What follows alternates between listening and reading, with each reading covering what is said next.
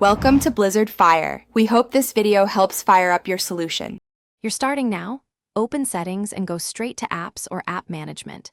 You want to stop sharing or collecting Wi-Fi info, so first check which account is active.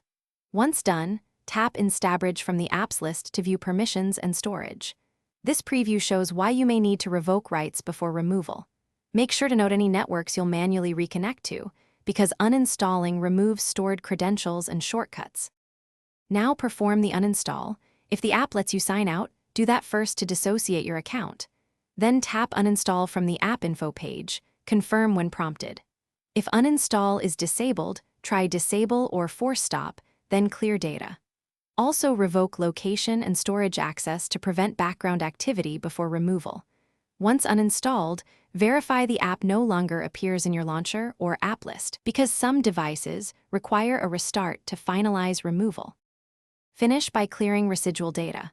Go to Storage and App Info and clear cache or clear data, then reboot the device to ensure system services drop references. After restart, check Wi-Fi settings to reconfigure any networks manually.